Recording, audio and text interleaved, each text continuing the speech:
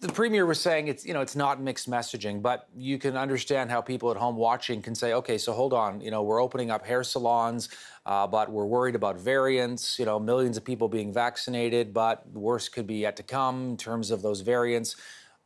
What's the most important thing for you? What do people need to take away? Outdoors is safe. Indoors is much, much, much less safe. It's as simple as that. I mean, we know who gets this infection and where they get this infection and how they get this infection. If you put more people into an indoor environment, doesn't matter if it's a restaurant, a bar, a house of worship, a place of business, it doesn't matter where. If you put people indoors, you put more people indoors. If you take off their masks, you're just going to see outbreaks. We know that. We're having a third wave. We know exactly how and why this is happening.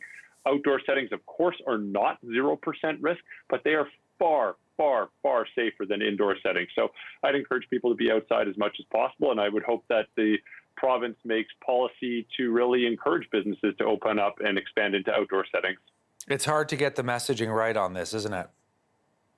It is, but on the other hand, it isn't, right? Like we kind of know what to do by this point. We certainly know how to create safer indoor spaces.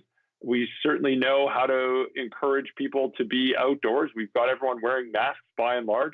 Like, there are some very simple messages that I think can be parlayed. And of course, it's not all about individual choice and individual behavior.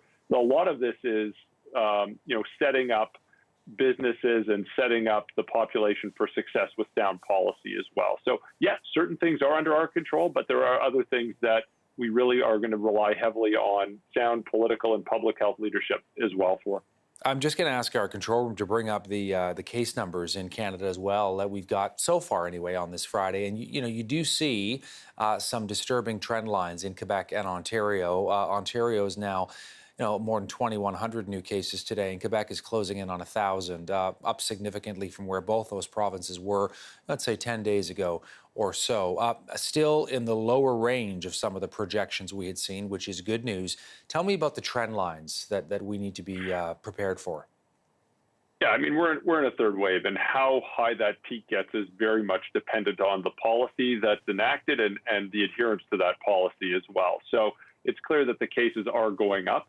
I think the other concerning thing that people might not be aware of is we never really fully decompressed the intensive care units from the second wave. So while we did come down from that second wave rather abruptly in many places, and that was obviously fantastic, it takes time to decompress an intensive care unit. So those are more full than people might be aware of, and that's a problem because there is limited capacity. So I think we need to do what we can to flatten that curve and to get cases to start to trend downward. We're obviously headed in the wrong direction because you don't want to get into a situation where your healthcare system is getting stretched again.